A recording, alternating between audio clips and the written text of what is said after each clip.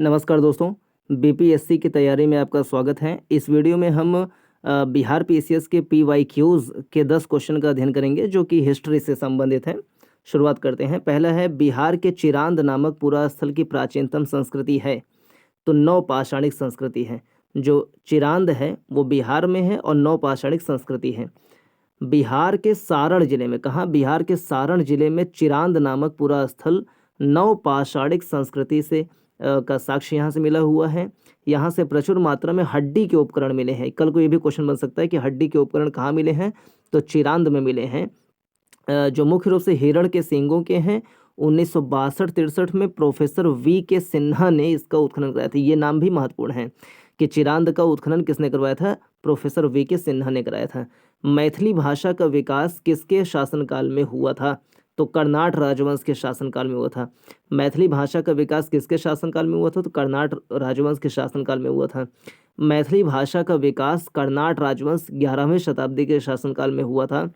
कर्नाट राजवंश के हरसिंहदेव जो कि 13वीं शताब्दी के हैं, उनके संरक्षण में ज्योतिरेश्वर ठाकुर ने शुद्ध मैथिली में एक अद्वितीय कृति वर्ण रत्नाकर लिखी थी। यह आ सकता है कि वर्ण रत्नाकर के रचयिता कौन है? ज्योतिरेश्वर ठाकुर। इससे मैथिली भाषा का विकास हुआ। ज्योतिरेश्वर ठाकुर किसके दरबार में रहते थे? तो कर्नाट राजवंश के हरसिंहदेव के दरबार में रहते थे। तो कर्नाट राजवंश जो कि 11वीं शताब्दी में शुरू हुआ था, उसके एक शासक हैं हरसिंहदेव, उनके दरबार में रहते थे ज्योतिरेश्वर ठाकुर। उन्होंने लिखा वर्ण रत्नाकर। ज्योतिरेश्वर ठाकुर ने लिखा वर्ण रत्नाकर, जिसमें मैथिली भाषा का विकास हुआ। गद्य का यह नमूना संभवतः न केवल मैथिली बल्कि भारत के सभी आधुनिक आर्य भाषाओं के सबसे प्राचीन है। बिहार पर बख्तियार खिलजी के हमले का पहला विवरण कहाँ से प्राप्त होता है? तो प्राप्त होता है तबकाते नासरी से। कहाँ से? तबकाते नासरी से। बख्तियार खिलजी तुर्की से आया था। कहाँ? तुर्की से आया था। एक मुस्लिम हमलावर था। इसकी अगुवाई में मुस्लिम हमलावरों ने 1193 में, कब? 1193 में नालंदा विश्वविद्यालय को नष्ट कर दिया था। प्रसिद्ध पर्शियन इतिहासकार, फारसी इतिहासकार हैं मिन्हाजुद्दीन सिराज। मिन्हाजुद्दीन सिराज ने तबकाते नासरी नामक पुस्तक में बिहार में उसके हमलों के बारे में विस्तार से वर्णन किया है। नालंदा विश्वविद्यालय की स्थापना गुप्त वंश के शासक कुमार गुप्त प्रथम ने करवाई थी और इसका जो विध्वंस है वो बख्तियार खिलजी ने किया था।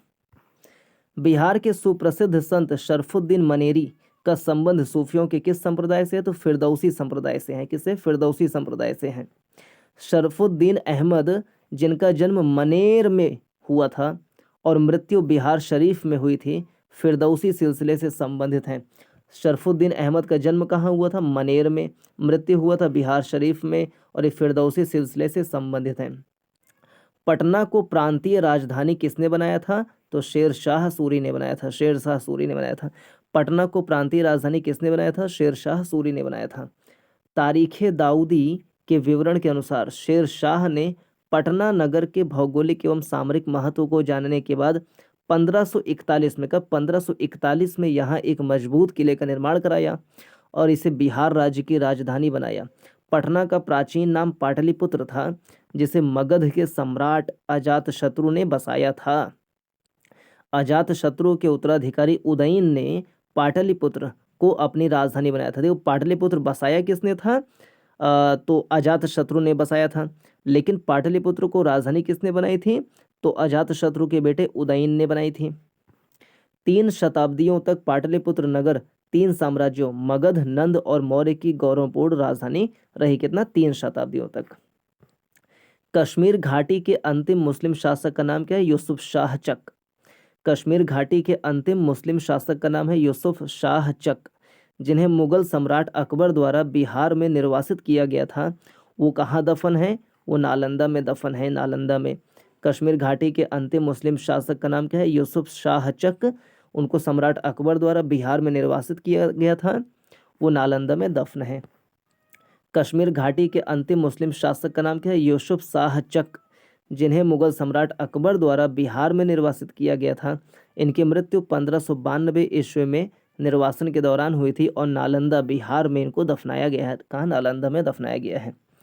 वर्ष 1632 में बिहार के पटना शहर में कौन सी कंपनी आई थी? तो डच ईस्ट इंडिया कंपनी आई थी। डच ईस्ट इंडिया कंपनी ने बिहार में पटना में 1632 में अपनी फैक्ट्री स्थापित की थी। ये प्रश्न कई बार पूछा गया है। सर्वप्रथम डचों ने पटना कॉलेज की उत्तरी इमारत में 1632 में, कब? 1632 में डच फैक्ट्री की स्थापना की थी। इनकी रुचि सूती वस्त्र, चीनी, शोरा, क्या? सूती वस्त्र, चीनी, शोरा, अफीम आदि से संबंधित व्यापार में थी। ये भी प्रश्न पूछा है। सूती वस्त्र, चीनी, शोरा, अफीम। सूती वस्त्र, चीनी, शोरा, अफीम से का व्यापार करते थे। डचों ने पटना कॉलेज में अपनी फैक्ट्री स्थापित की 1632 में। बिरसा मुंडा के गुरु कौन थे? तो आनंद पांडे थे। बिरसा मुंडा गुरु का नाम क्या था? आनंद पांडे। बिरसा मुंडा के गुरु का नाम आनंद पांडेय था। बिरसा मुंडा ने मुंडा विद्रोह 1899-1900 ईस्वी का नेतृत्व किया।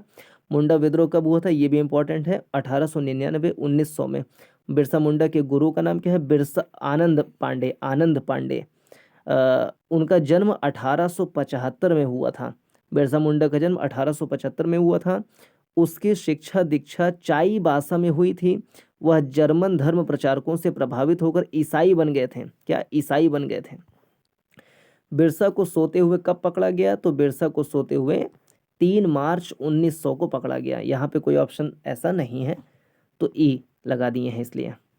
बिरसा मुंडा को 3 मार्च 1900 को चक्रधरपुर, कहाँ? चक्रधरपुर, पश्चिमी सिंहभूमि के जामकोपाई वन में सोते समय गिरफ्तार कर लिया गया और 9 जून 1900 को जेल में ही रहस्यमय तरीके से उनकी मृत्यु हो गई थी।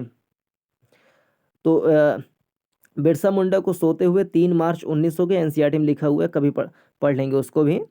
बिरसा मुंडा को सोते हुए 3 मार्च 1900 को पकड़ा गया था। कहाँ से? चक्रधरपुर से। और इनकी मृत्यु कब हुई थी? ये इंपॉर्टेंट है। 9 जून सन 1900 को इनकी मृत्यु हुई थी। 9 जून 1900 को जेल में ही इनकी मृत्यु हुई थी। उस क्षेत्र की पहचान करें जहां संथालों ने 1855-56 में अपनी सरकार की घोषणा की थी। तो भागलपुर राजमहल। क्या? भागलपुर राजमहल। संथाल विद्रोह कब हुआ था? ये भी इंपॉर्टेंट है। संथाल विद्रोह हुआ था 1855-56 में। 1855-56 में संथाल विद्रोह हुआ था और सरकार की घोषणा की थी भागलपुर राजमहल क्षेत्र में। भागलपुर राजमहल क्षेत्र में संथालों ने 1855-56 ईस्वी में भागलपुर राजमहल क्षेत्र, क्या? भागलपुर राजमहल क्षेत्र में अपनी सरकार की घोषणा कर दी थी।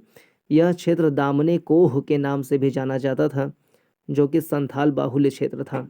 1855-56 ईस्वी में संथाल विद्रोह मुख्यतः ब्रिटिश शासन के विरुद्ध हुआ था। 1855-56 में संथाल विद्रोह हुआ था। संथालों ने 1855-56 में भागलपुर राजमहल क्षेत्र में अपनी सरकार की घोषणा कर दी थी। यह क्षेत्र दामने कोह के नाम से भी जाना जाता था। दामने कोह के नाम से जाना जाता था राजमहल, भागलपुर राजमहल क्षेत्र।